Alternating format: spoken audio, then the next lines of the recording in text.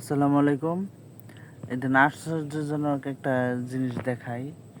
এই যে এখন কিন্তু কুয়াশা পড়ার সময় না, এখন শীতও না, কিছু না। আজকে সারাদিন প্রচণ্ড রোদ গেছে।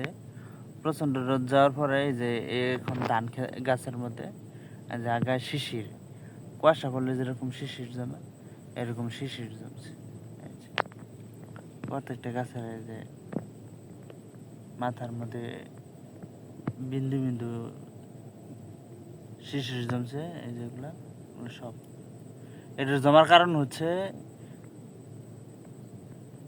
যে সারাদিন প্রচণ্ড রোদ গেছে। রোদ যার কারণে গাছ মাত্রাতিরিক্ত পানি শোষণ করছে। আর এখন ঠান্ডা হওয়াতে, রোদ চলে যাওয়াতে এই গাছে পানি ছেড়ে দিছে। আর এই জন্যই যেরকম গাছের পাতার মাথার মধ্যে এরকম শিশির জমছে।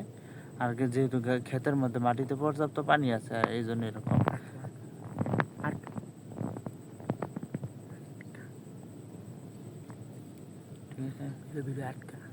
জিনিস দেখেন। এই যে ওই এতক্ষণ যেটা দেখলাম ওটা হচ্ছে যে খেতে পানি ছিল, ধান গাছের আগায় পাতার মাথায় শিশির ছিল, বিন্দু বিন্দু জল।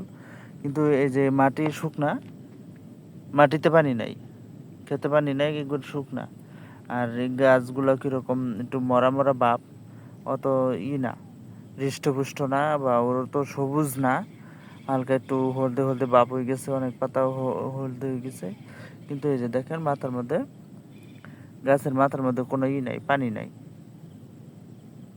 শিশির নাই।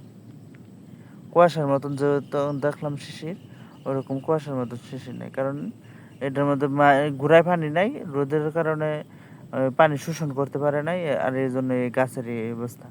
গাছ মরার মরা ভাব হয়ে গেছে, হলদে ভাব হয়ে গেছে, গাছের পাতা অনেকটা হলুদ হইয়া শুকাইয়াও গেছে, এরকম।